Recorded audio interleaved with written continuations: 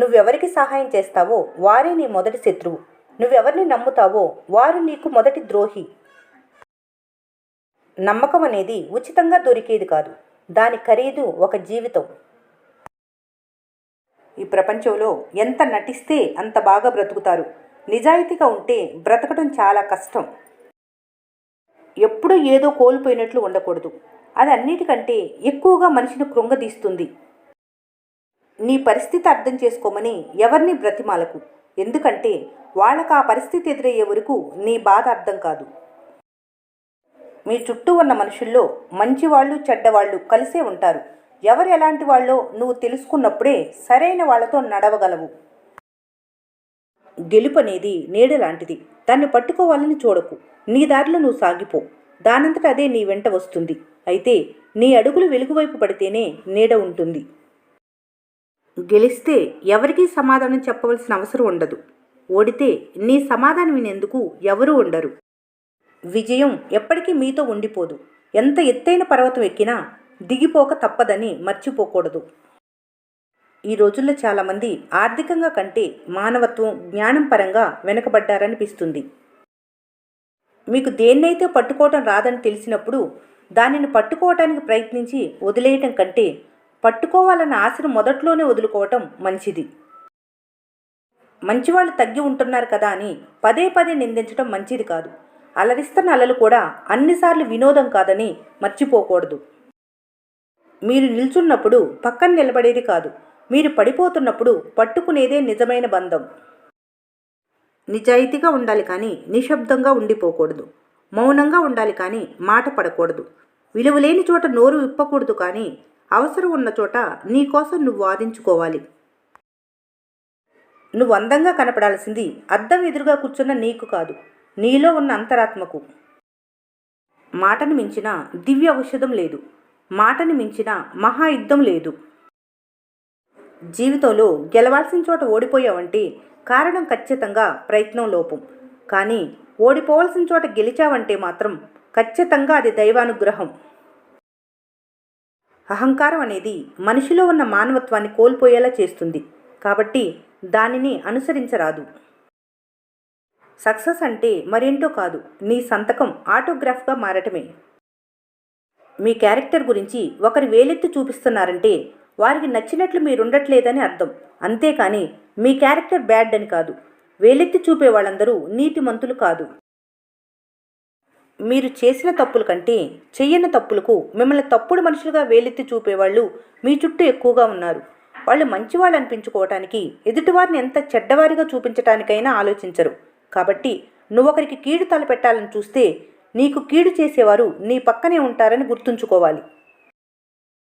ఒక పక్షి చెట్టు మీద కూర్చొని తేనెటీగను గమనిస్తుంది.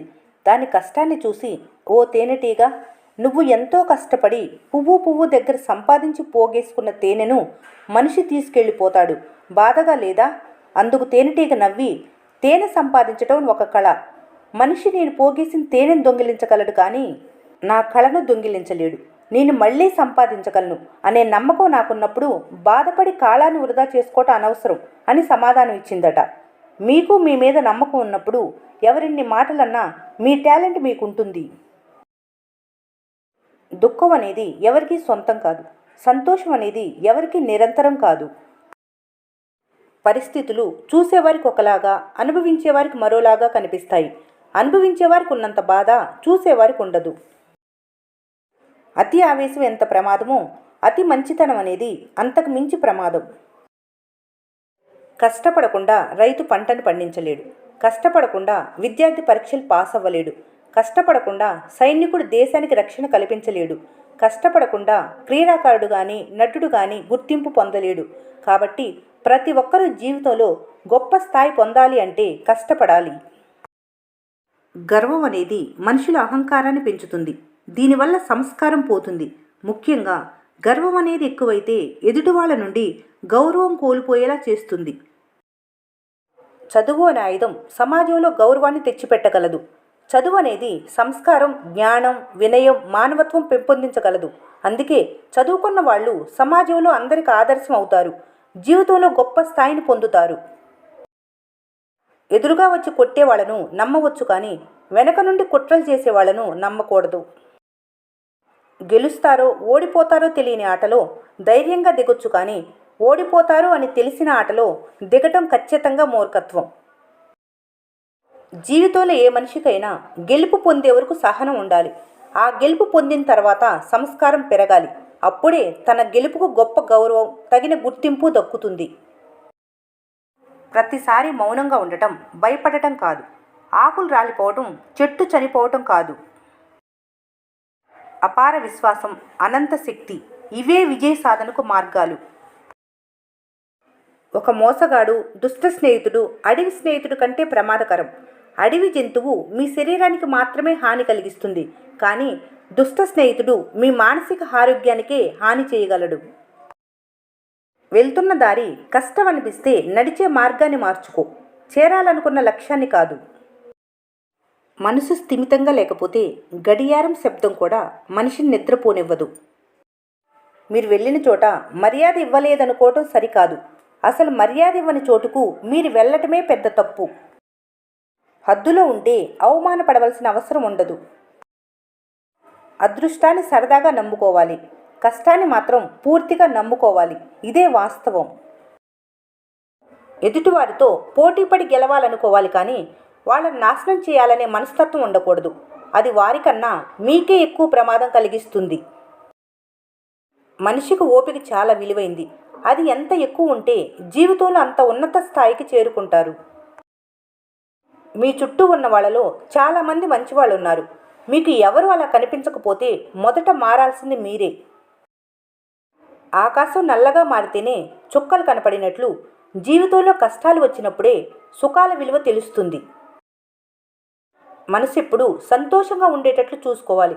ఎందుకంటే గెలుపు సంతోషాన్ని ఇస్తుందో ఇవ్వదో తెలియదు, కానీ మనసు సంతోషంగా ఉంటే జీవితం ఆనందదాయకం.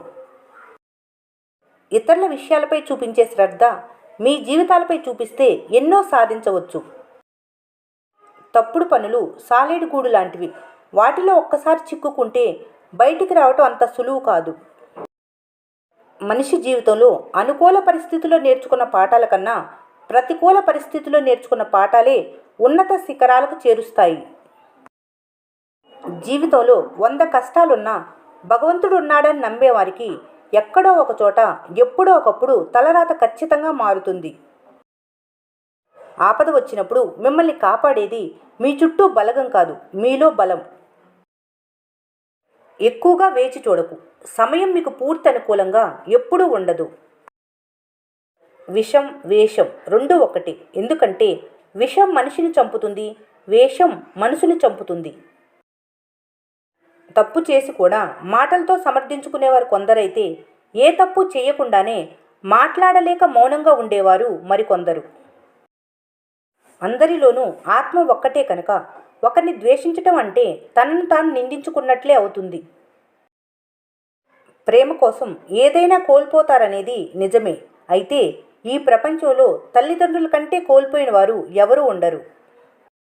ఈ వీడియో మీకు నచ్చినట్లయితే మన స్నేహ ఛానల్ని లైక్ చేయండి, సబ్స్క్రైబ్ చేసుకోవడం మర్చిపోకండి. Thanks for watching.